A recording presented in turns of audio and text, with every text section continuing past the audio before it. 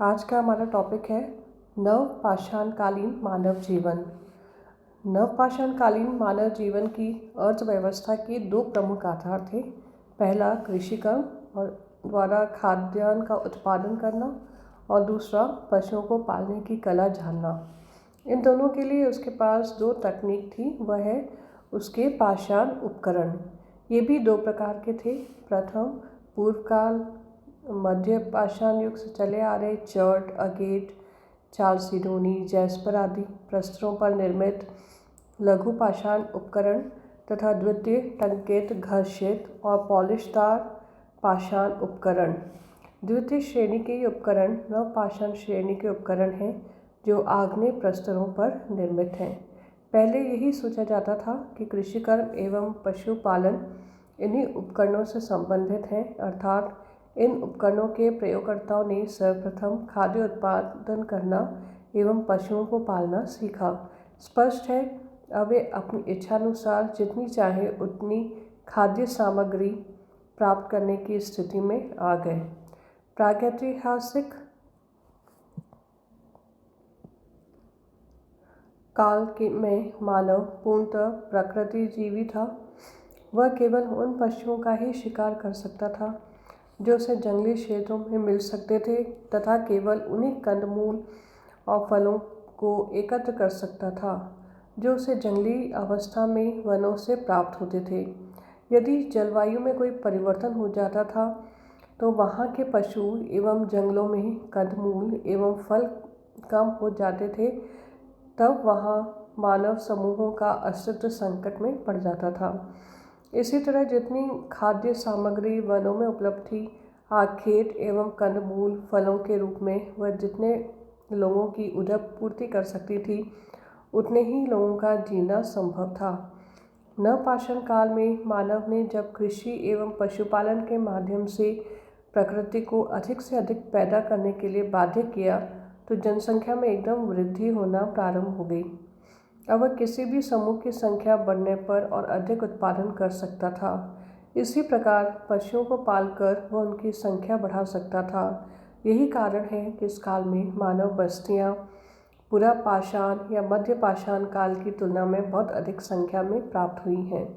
कृषि कार्य का दूसरा प्रत्यक्ष प्रभाव यह हुआ कि मानव अब एक विशेष भूभाग पर स्थायी रूप से रहने के लिए सक्षम हो गया।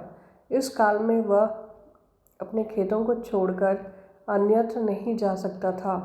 खाद्य उत्पादन की प्रक्रिया के प्रारंभ के विषय में यह सही है कि किसी भी फसल की पूर्वज उसकी वन्य फसल थी, अर्थात नवपाषाण काल के आरंभ में गेहूं की वन्य किस्म की को खेती के योग्य बनाया गया, जिससे कृषिजन्य गेहूं का उद्भव हुआ। इसी तरह पशुओं को भी इन्हीं इलाकों में पालतू बनाने की प्रक्रिया प्रारंभ हुई जहां वे जंगली अवस्था में मिल सकते थे। प्रश्न है कि पहले क्या आरंभ हुआ, पशुपालन या कृषि कर्म? अधिकांश विद्वानों का मत है कि संभवतया पशुपालन किंचित पूर्व में आरंभ हुआ है, क्योंकि कृषि कर्म के प्रारंभ करने से पूर्व मानव पूर्णतः आखेटक था, अतः पशुओं में उसका घनिष्ठ संबंध पूर्व काल में ही स्थापित था। इसकी आखेट पद्धति से संबंधित ऐसे अनेक शैलचित्र उपलब्ध हुए जिनमें वन्य पशुओं के झुंडों के दृश्यों का अंकन है। संभवतः इन्हें घेर कर वह नदी नालों में एक सीमित क्षेत्र में रहने को विवश करता रहा होगा ताकि आवश्यकता पड़ने पर उनका आसानी से आखेट कर सके। शेष को वह आरक्षित खाद्य के रूप में सुरक्षित रखने का प्रयास भी करता रहा होगा। इसी प्रयास में क्रमिक रूप से उसे पशुपालन की कला से परिचित करवा दिया। उत्खनन में अनेक बाड़े मिले हैं जिनमें पशुओं को रखकर पाला जाता था।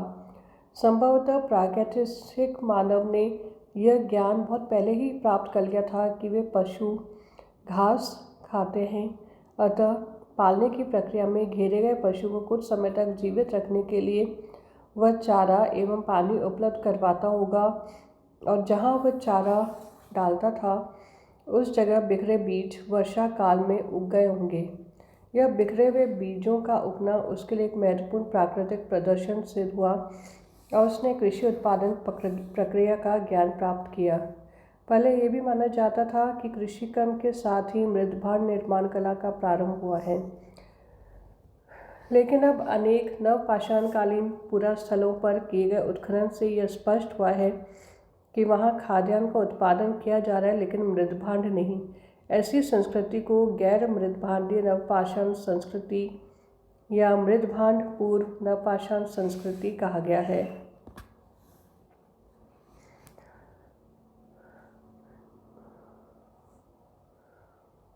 सिंध और बलूचिस्तान की सीमा पर कच्छी मैदान में बोलन नदी के किनारे मेहरगढ़ नामक पुरास्थल से पुरातात्विक उत्खनन प्रक्रिया जारी थी, जहाँ से कृषि जन्य गेहूँ, जौ की विभिन्न किस्मों के साक्ष्य प्राप्त हुए हैं।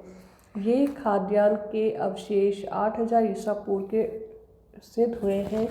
अतः पुरातत्ववेत्ता पश्चिमोत्तर भारत के इस क्षेत्र में नवपाषाणकालीन बस्तियों का प्रारंभ 8000 ईसा पूर्व में मानते हैं।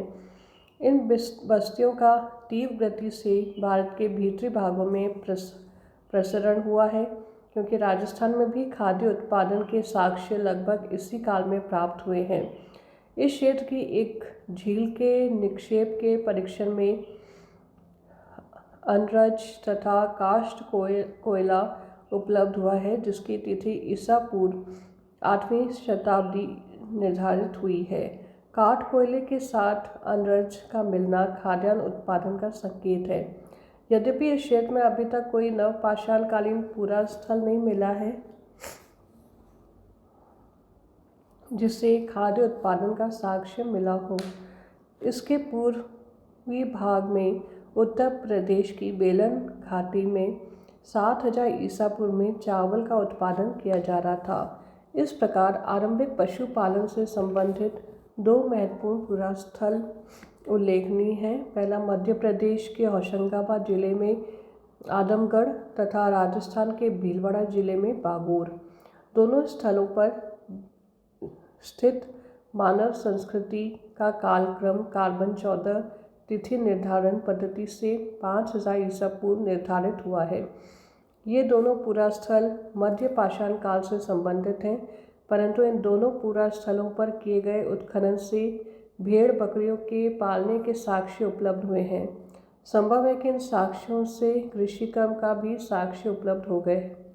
इस प्रकार नवपाषाण काल में मानव की संस्कृति तथा उसकी आर्थिक व्यवस्था तात्कालिक दृष्टि से पूरी तरह सफल नहीं कही जा सकती है।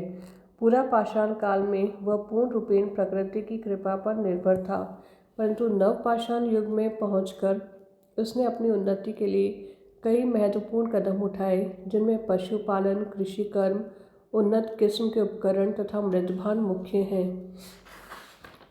इन्हीं के परिणाम स्वरूप उसके आवश्यक खाद्य सामग्री का स्वयं उत्पादन किया तथा स्थायी जीवन का प्रारंभ किया।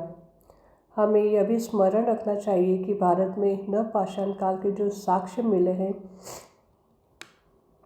तथा उनका जो कालक्रम निर्धारित हुआ है, उसी काल में भारत में सिंधु सरस्वती नदी क्षेत्र में अत्यधिक विकसित सभ्यता का अस्तित्व था। धन्यवाद।